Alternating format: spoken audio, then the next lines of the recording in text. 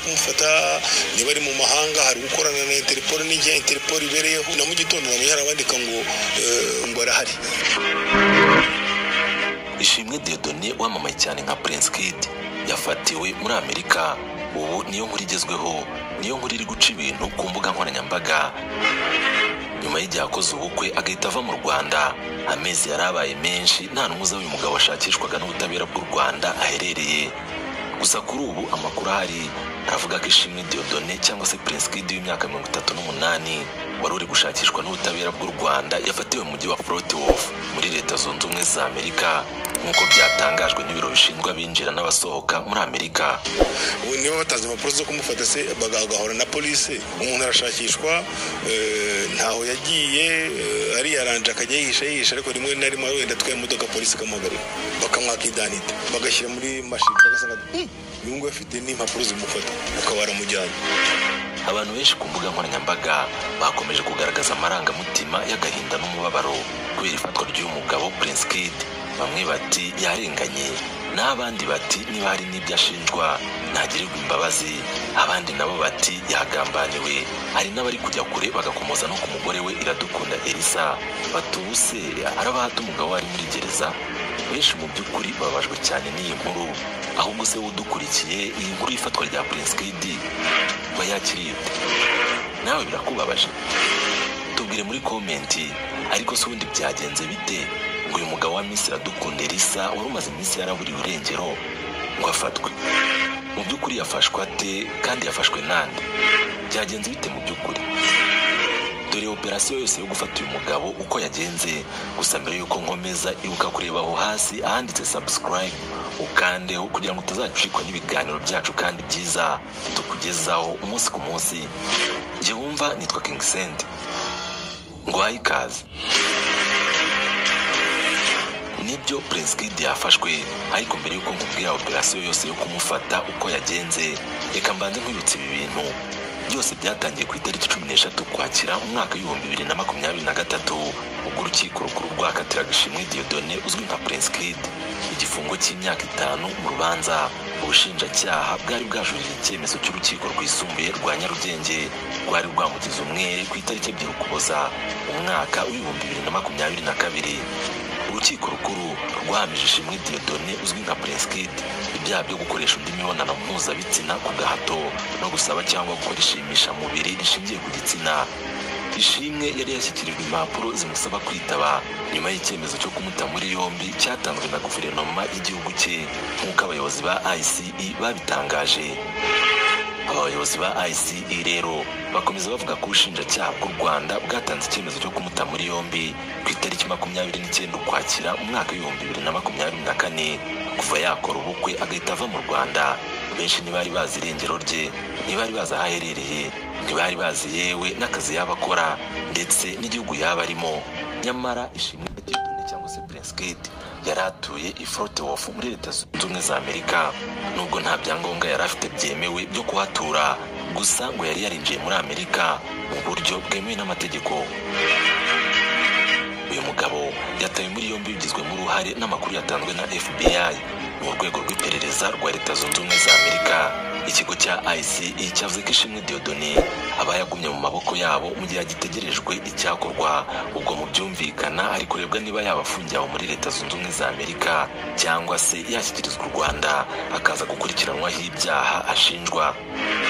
Ariko se mu by'ukuri ubundi Ishimwe Dieudonné wamenyekanye cyane nka Prince Kid akurikiranwe iki? Uyu mugabo mu by'ukuri wahoze ari igikomerezwa ategura irushanwa rya Miss Rwanda. Byagenze gute kugira ngo yisanga akurikiranwe n'ubutabera bw'u Rwanda kugeza n'ubwo ashyirwaho impapuro zo kumuta muri yombi? Byose byatangiriye hano. Mweto mubwiza ukuri sinubwira mbara abavandimwe banjye sibona ngira wenyine. I will fight. Ariko mbabari ibintu tububwenge twe tubivugana. Ntabwo nzibagirwa ko Mweto yanyemye happiness. Mweto yambwiye ngo tumufirire. Ariko I love you. aya majwi ashize imyaka 2 asakaye hanze ni amajwi ya Miss Nshuti Muheto Divine waje kuba Miss Rwanda umwaka w'2022. aha yaganiraga na Ishimwe Dieudonné wamamaye cyane nka Prince Kid wari uhagarariye kampani ya Rwanda Inspiration Backup yateguraga irushanwa rya Miss Rwanda. ni amajwi kandi yari koroje aho Prince Kid yumvikanye ari gutereta Miss Muheto Divine avuga ko ngo yamwimye happiness n'ibindi byinshi baganiriye muri make nyine amutereta. aya majwi rero niyo yashingiweho ndetse aza no gukoreshwa mu rukiko ubwo Prince Kid yashinjwaga ibyaha bitandukanye birimo ibyaha byo gukoresha undi imibonano mpuzabitsina ku gahato, gusaba no gukora imibonano mpuzabitsina ku gahato no guhoza undi ku nkeke bifitanye isano n'imibonano mpuzabitsina.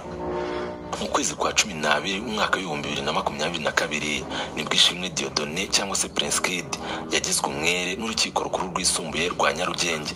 rwagize umwere Ishimwe Dieudonné wamenyekanye cyane nka Prince Kid nyine waregwaga ibyaha birimo gukoresha undi imibonano mpuzabitsina ku gahato, gusaba no gukora imibonano mpuzabitsina ku gahato no guhoza undi ku nkeke bifitanye isano n'imibonano mpuzabitsina.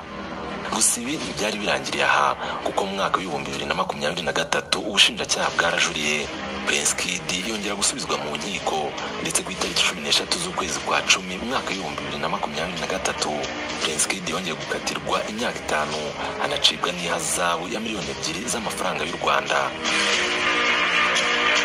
uru rubanza rwa Prince Kid rero rwari rwarapfundikiwe ndetse urukiko rwagombaga gusoma icyemezo cyarwo ku itariki 30 Kamena mu mwaka w'2023 ariko biza gusubikwa bitunguranye kugira ngo hazaburanwe ku bimenyetso bishya byatanzwe.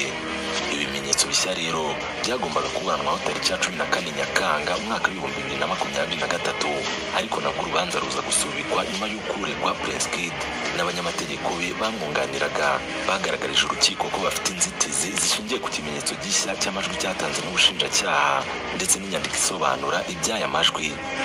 uregwa n'abunganizi be bavugaga ko ibyo bimenyetso byashyizwe muri systeme bitinze ntibabone umwanya wo kubiteguraho bituma urubanza rusubikwa rwimurirwa ku itariki 15 Nzeri mu mwaka w'2023.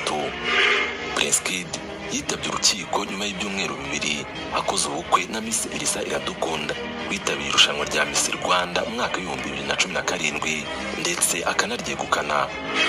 kuri ibyo bimenyetso rero Prince Kid yereguye avuga ko bitumvikana uburyo amajwi ubushinjacyaha bwatanze bavuga ko yafatishijwe telefoni y'ubwoko bwa iPhone 14 afatwa tariki 16 Mata mu mwaka w'2022 kandi iyo telefoni nyamara yarasohotse ku itariki 7 Nzeri mu mwaka w'2022. Prince Kid rero yasabye inteko iburanisha kutemera ko arengana kandi mu by'ukuri yarashyizwe mu maboko yabo. gusa ubwo busabe bwe ntabwo urukiko rwabwumvise kuko ntibyarubujije kumukatira igifungo cy'imyaka 5 n'ihazabu ya miliyoni 2 z'amafaranga y'u Rwanda. nibyo koko Prince Kid yafashwe ubu ari mu maboko ataraye. Leta Zunze Ubumwe za Amerika nizo zimufite ahubwo wakwibaza uti niki kigiye gukurikiraho? ese arazanwa mu Rwanda ashyikirizwa ubutabera bw'u Rwanda? uyu ni wo musozi w'ikiganiro cyacu cy'uyu munsi. wakoze kubana natwe hano kuri Rotation Media. kwibutsa gukora subscribe kugira ngo utazongera gucikwa n'ibiganiro byacu kandi byiza tukugezaho umunsi ku munsi. nawe utaha